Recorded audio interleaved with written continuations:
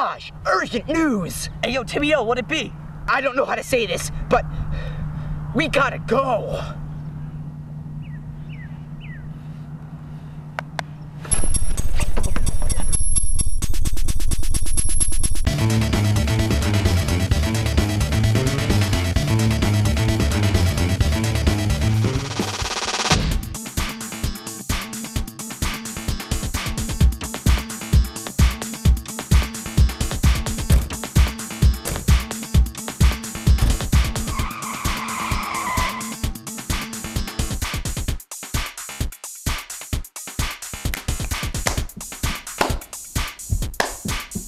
Hi, Tim.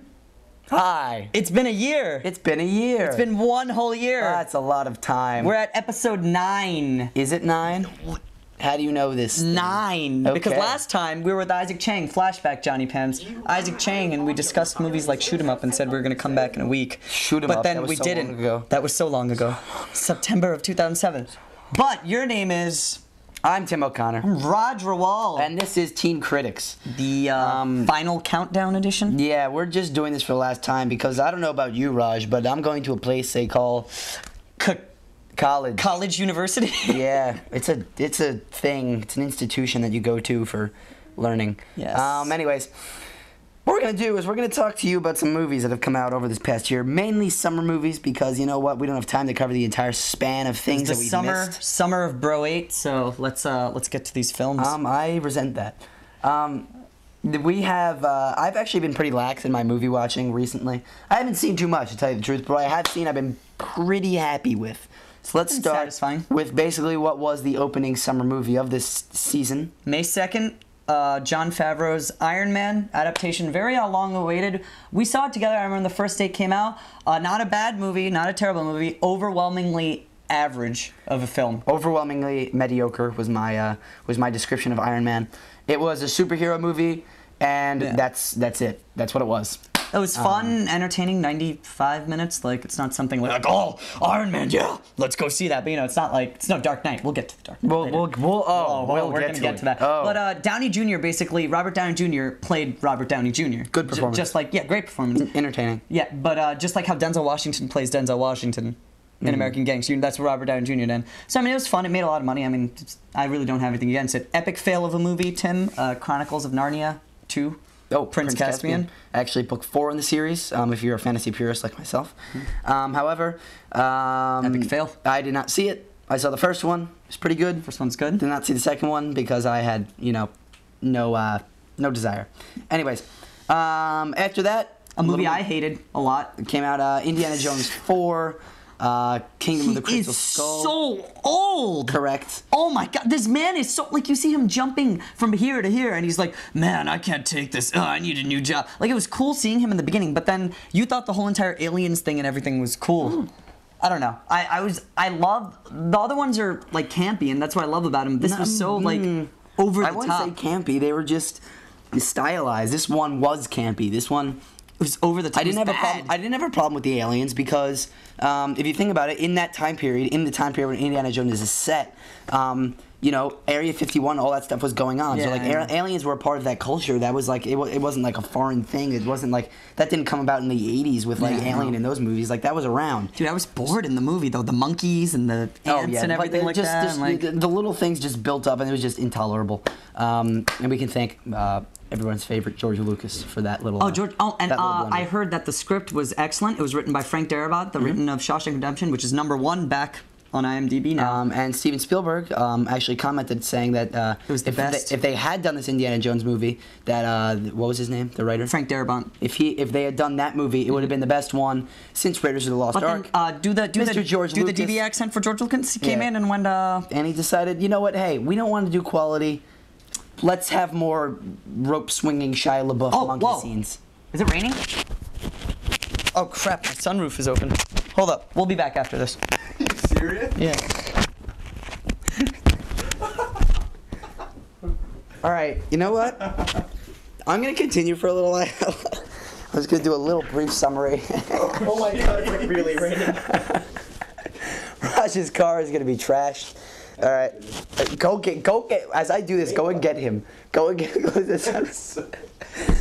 All right. Anyways. I don't have a battery. Okay. Also, other things that came out: Kung Fu Panda. Saw that in theaters. Animated movie with Jack Black.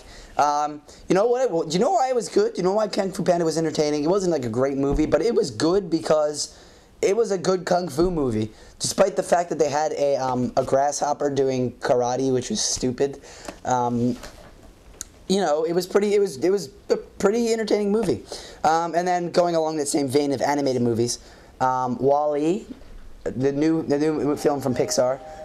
I got it. There's Raj. He's returned. He's made it just in time for the WALL-E talk. Alright, we're back here on TeamCritics.net final episode. My sunroof was open. Let's get back. Okay, let's see.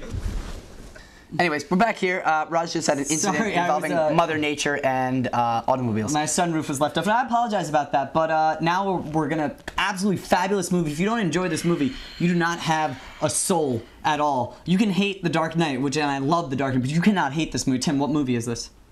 Wow, Eva. Yeah, it's a movie called WALL-E. Awesome. Like I said before, that's what it should be called. Pixar's newest offering. They go into the as of yet unexplored genre of children's post-apocalyptic movies. Now, that was awesome. That sounds really dire and dark, and it kind of is. There are dark undertones, and there's social commentary, and mad social a couple of political jabs in there that are good for us liberals here. Yep. But it's just I think. I've only seen it once, to tell you the truth, but from what I've seen, I think it is probably my favorite of the Pixar I movies. cried in it 3 times out of happiness and sadness. No animated movie has ever done that. I don't know. It was like this robot. The first 30 minutes were silent.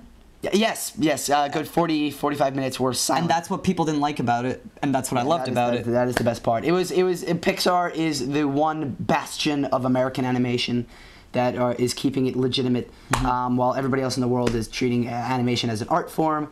America dresses it up as, fluffy looking. No, not storytelling. It's definitely not storytelling. It's fluffy looking toys that they can sell at McDonald's and put them in hilarious situations, which are terrible. But Pixar does not. Pixar is the one exception to that rule.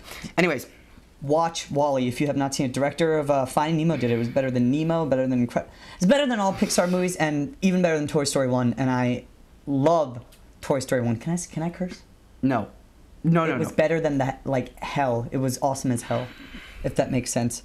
Anyways, do see that. The next one, we're just gonna forget it. What we got from one good movie, we're gonna go to the next one. No, we have to go to a mediocre movie. We can't go to the movie. Hancock with Will Smith. He didn't see it. I saw it. I enjoyed it. I did see it. I watched it in Indian. I did see it. You saw it? Yeah. What'd you think about it? It was bad. Well, I saw it in Hindi and it was awesome. It was like, hey Hancock, tum kya karte ho? Oh, mujhse pata nahi hai, Jenny. Tum kya karna? So it was awesome watching Hindi and all these Indian people in the theater going, yeah, when he takes his head and puts it up the guy's ass. Yeah, I thought it was terrible. It was fun and entertaining. It was like a solid D movie. I guess, if you want to put it that way. I'm sure. Good D movie, D story. I just thought it was, like bad on all counts. No redeeming qualities. I thought it was a good D movie. No, the word that I thought was the best way to describe Hancock was completely forgettable. You will not remember this movie in 4 years. It's one of those. Will you remember WALL-E in 4 years? Yes, most certainly. Okay, it's time for The Dark Knight. It's time. It's time. Anyways. Okay. This movie basically, he saw The Midnight after 10 failed opportunities in 10 days. I finally saw it 5 times in India. Sold out, house full, sold out. You want to watch it in Hindi? And then coming here, we saw like 3 shows, just one start of it. Then we finally saw it.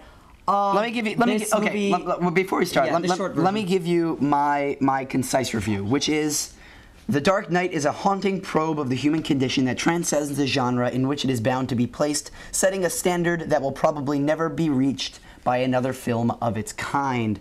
That seems like a pretty bold statement, some might say.